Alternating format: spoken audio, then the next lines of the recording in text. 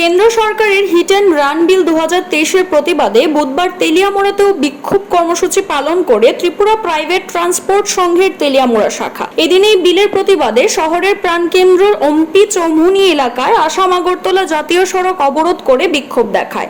ফলে জাতীয় সড়কের দুই দিকে শত শত যানবাহন আটকে পড়ে।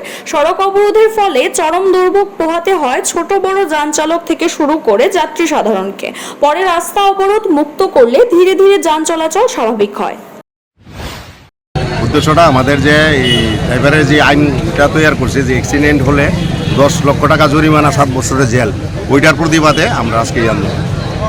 মানে কোন জায়গাতে আপনারা করছেন? এখন আমরা আছি তেলিয়ামুড়া অম্পি চৌমুহনী। কোন মানে সংগঠনের উদ্যোগে? ভারতীয় মজদুর সংঘের শ্রমিক সংগঠন।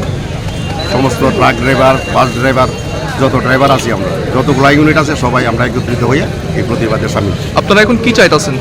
এখন আমরা এই দাবি প্রত্যাহার করব। এই আইন যে আইন তৈরি করছে ভারত সরকার, সেই আইনটা প্রত্যাহার করব।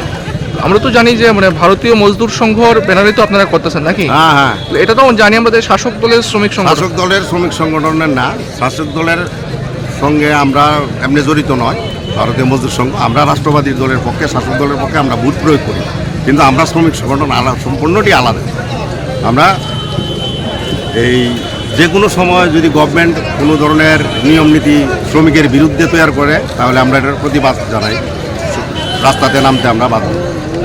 মানে আজকেও শ্রমিকদের স্বার্থেই আপনারা? হ্যাঁ, শ্রমিকরা স্বার্থে, ড্রাইভাররা, বিশেষ করে ড্রাইভাররা আইন যে তৈরি করছে গভর্নমেন্ট, ভারত সরকার, এটার প্রতিবাদে আমরা আজকে সব একসঙ্গে হয়ে মিলিত হয়ে আমরা রুটে প্রতিবাদে সামিল হয়েছি। CRI TV, channel for news and entertainment.